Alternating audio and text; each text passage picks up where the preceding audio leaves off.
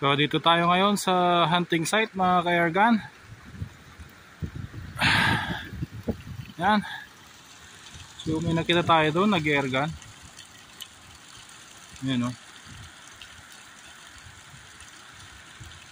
Ganda yung pagko-crawling niya. Ayun, naka-red. So punta natin yung site naman. Doon banda. Doon tayo pupunta, doon. So ayan,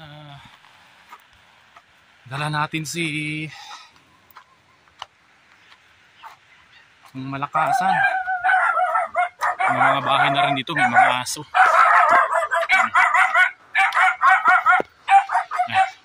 May mga bahay.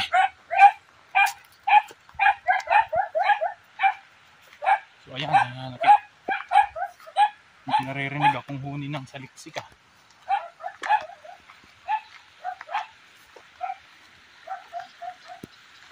Ayun o, naririnig nyo ba yung mga airgun? Andyan sila para, andyan sila o.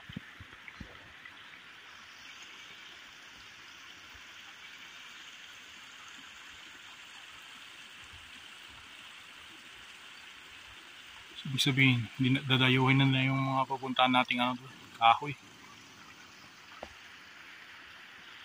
Set up muna natin tong alaga natin na ka-airgun para para mas maganda. Hindi pa tayo mag-set up.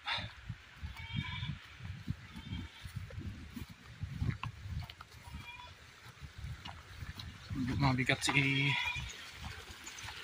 ngayon wait lang, dito tayo mag-set up.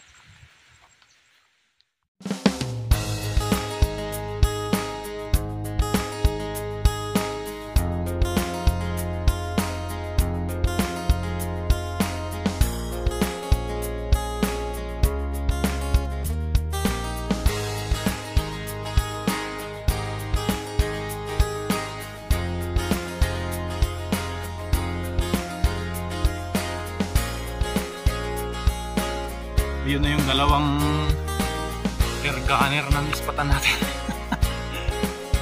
Ipugog punta diyan pala. Yung dalawa. Tingnan nyo guys. Unahan na tuloy tayo. Ayun na guys,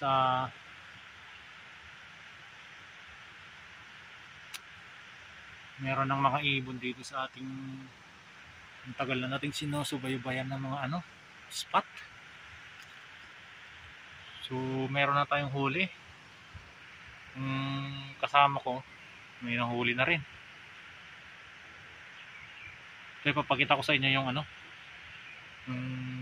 kinakainan. Ito yun guys, puno ng dog. Ayan yung mga bunga nila, yung kulay brown na maliliit.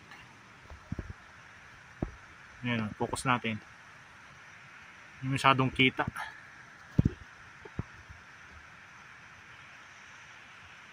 So yan. Yan yung spot. Alright. So time check mga ka-hunters. Alas 12:30 na. Medyo madalang na yung mga ibon. Yung mga dumadating. Pero mag-aantay pa rin tayo hanggang 3:30.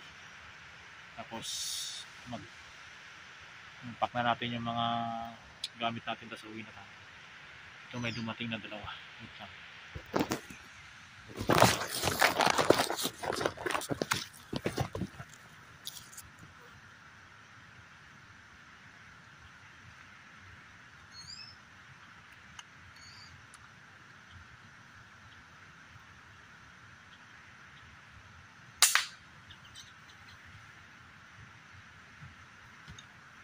Nice shot.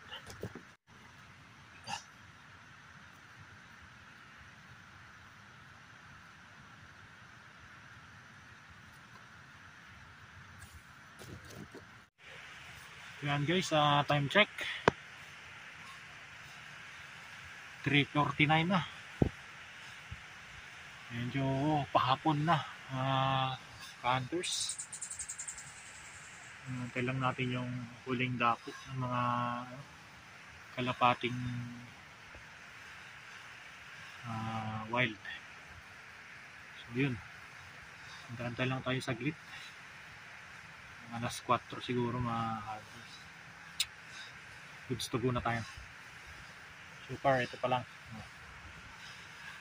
Yun na nga. Stay tuned. So yan guys, kakauwi lang natin at sobrang pagod na pagod tayo.